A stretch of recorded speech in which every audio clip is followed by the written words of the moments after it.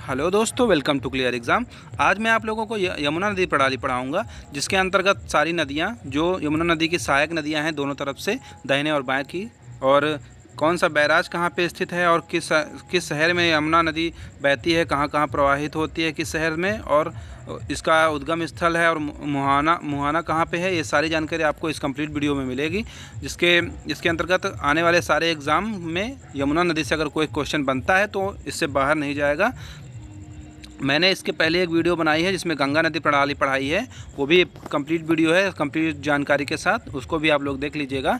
और इस वीडियो में हम यमुना नदी प्रणाली के बारे में बात करेंगे। तो चलिए शुरू करते हैं हम आज की अपनी क्लास को। सबसे पहले है यमुना नदी प्रणाली। इसकी कुल लंबाई कितनी है यमुना नदी की? तो यमुना नदी की लंबाई 1370 किलोमीटर है। कितनी है? 1370 किलोमीटर लंबाई यमुना नदी की है। यमुना नदी का उद्गम कहाँ से होता है? तो यमुना नदी का उद्गम हिमालय बंदर पुंछ से, हिमालय की एक श्रेणी है जिसे बंदर पुंछ कहते हैं, वहीं है एक यमुनोत्री हिमनद, वहीं से यमुना नदी का उद्गम होता है, जिससे यमुना नदी का उद्गम होता है और फिर वहाँ से बनती है यमुना नदी। यमुना नदी बनते हुए सबसे पहले देहरादून में आके यमुना नदी में एक नदी मिलती है जिसे हम टोंस नदी बोलते हैं। कौन सी नदी बोलते हैं? टोंस नदी बोलते हैं। यह उत्तराखंड में ही मिलती है और मैसूर की खाड़ी से निकलती है और यमुना नदी में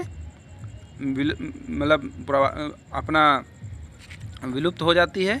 और यह कह सकते हैं कि यमुना नदी की सहायक नदी बन जाती है। पहली सहायक नदी दाहिनी तरफ से यमुना की नदी की कौन सी है? तो वो टोंस नदी है, जो मैसूर की श्रेणी से निकलती है। उसके बाद उसकी थोड़ा सा आगे यमुना नदी पे ही बना है हथिनी कुंड बैराज बना हुआ है।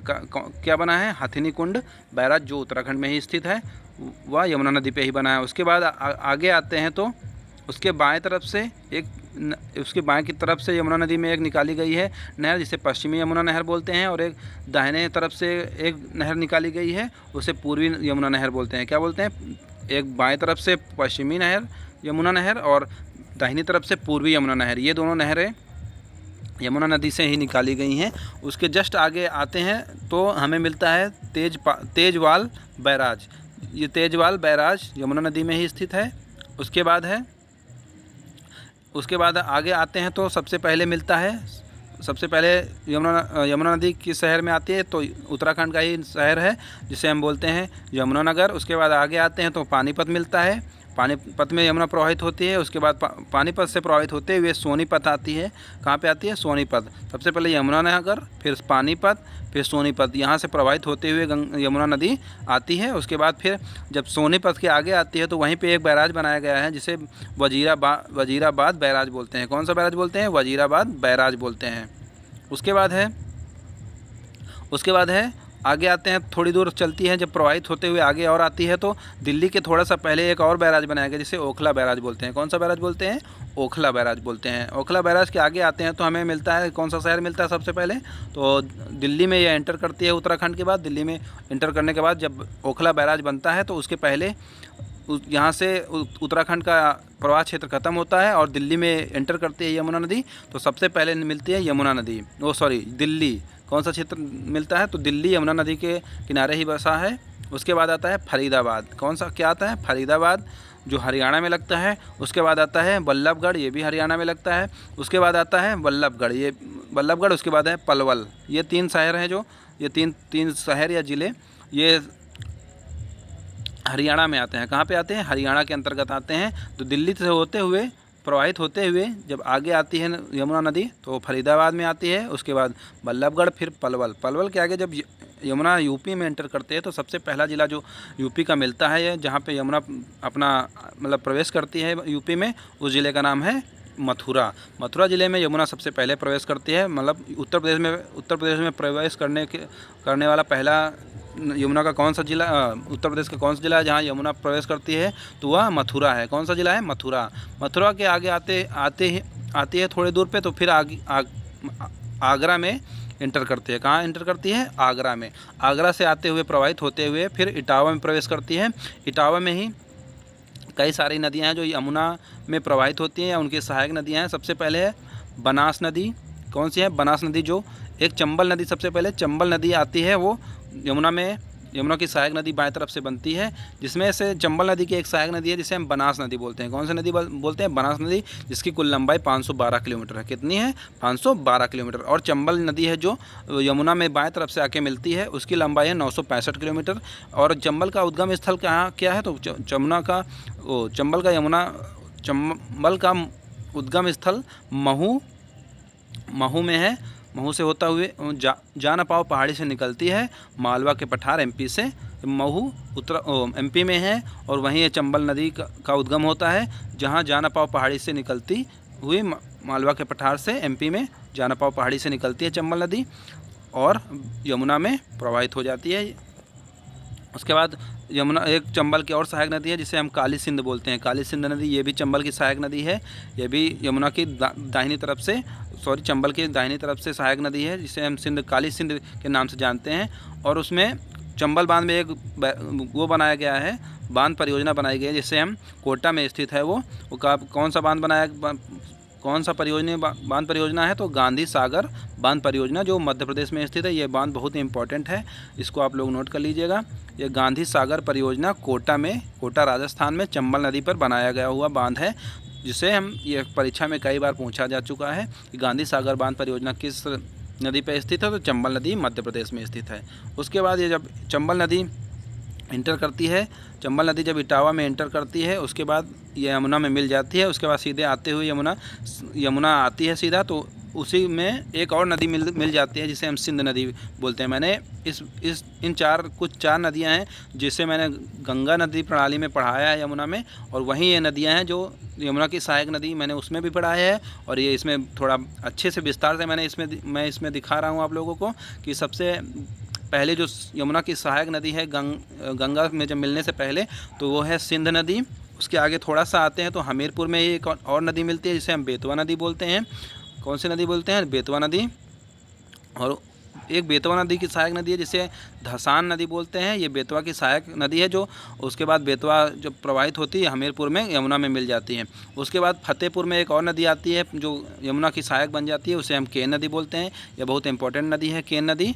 ये फतेहपुर में यमुना से मिल जाती है और यमुना की सहायक नदी बन जाती है। कौन सी नदी? केन नदी है। उसके बाद यमुना आती है फतेहपुर के आगे प्रयागराज में ही एक संगम है, जैसे हम यमुना और गंगा सरस्वती का संगम बोलते हैं। इस संगम को हम त्रिवेणी संगम भी बोलते हैं। जब गंगा जमुना सरस्वती तीनों नदियाँ मिलती हैं प्रयागराज में, तो उस संगम को हम त्रिवेणी संगम बोलते हैं। यहाँ से ये निकली है गंगा नदी, ये आ रही है गंगा नदी।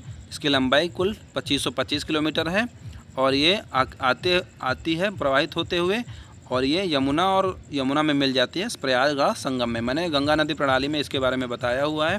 और इधर से ये यमुना आ रही है फतेहपुर से, और सीधा प्रयागराज में गंगा और यमुना का मिलन हो जाता है। एक नदी इधर से आती है, वो उसे सरस्वती बोलते हैं, जो विलुप्त हो चुकी है, लेकिन मानी जाती है तीनों नदी का संगम। तो गंगा यमुना और सरस्वती का संगम प्रयागराज में कहलाता है, जिसे हम कुल तीनों को मिला के जो संगम बनता है उसे हम त्रिवेणी संगम के नाम से जाना जाता है। ये त्रिवेणी संगम बहुत ही इंपॉर्टेंट संगम है। और ये देखिए हमने बना दिया है कम्प्लीटली। यहाँ पे एक संगम है, इसे यमुना गंगा सरस्वती, ये सरस्वती आदर्श हो चुकी है, इसलिए मैंने आदर्श लिख दिया है। तो गंगा यमुना और सरस्वती का संगम प्रयागराज में बनता है, इसे हम त्रिवेणी संगम कहते हैं। तो ये थी हमारी यमुना नदी प्रणाली, जिससे आप लोग एक बार फिर से देख लीजिएगा। सबसे पहले यमुना नदी का जो उद्गम है वो कहाँ से होता है? तो सबसे पहले यमुना नदी का जो उद्गम है, सबसे पहले इसकी कुल लंबाई देख लेते हैं। तो 1370 किलोमीटर है, और हिमालय के बंदर पुंछ श्रेणी से निकलती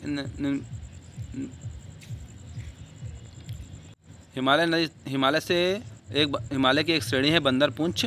वहाँ एक हिमनद स्थित है, जैसे हम यमुनोत्री हिमनद बोलते हैं। वहाँ से निकलते हुए सबसे पहले देहरादून में एक नदी आती है, टोंस नदी, जो मैसूर की श्रेणी से निकलती है, उत्तराखंड में स्थित है।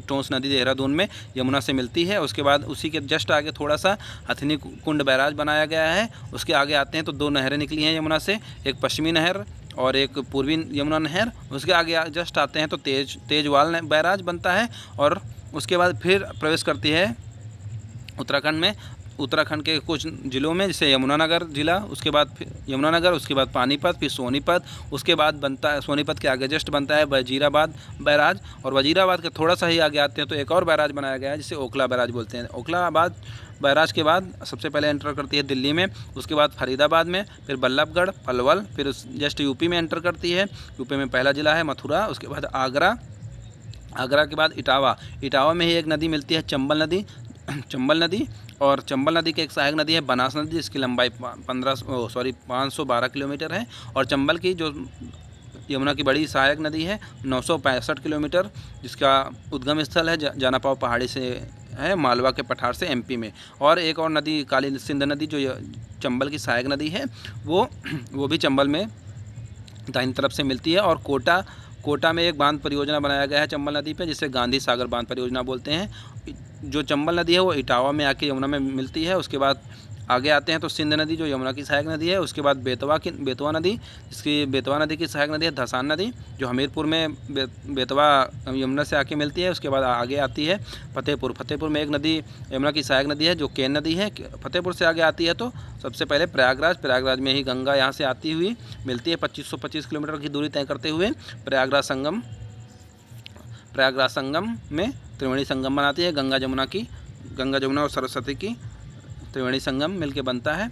और ये थी हमारी यमुना नदी की प्रणाली, जिसे मैंने आप लोगों को कम्प्लीटली बता दिया है। अगर आप चाहें तो इसका स्क्रीनशॉट या आप इसका नोट्स बना सकते हैं। आई होप कि आप लोगों को वीडियो अच्छा लगेगा। अगर वीडियो अच्छा लगे तो हमारे चैनल को सब्सक्राइब करिएगा और अपने दोस्तों के साथ शेयर जरूर करिएगा, और हमारे वीडियो को लाइक ज़रूर करिएगा।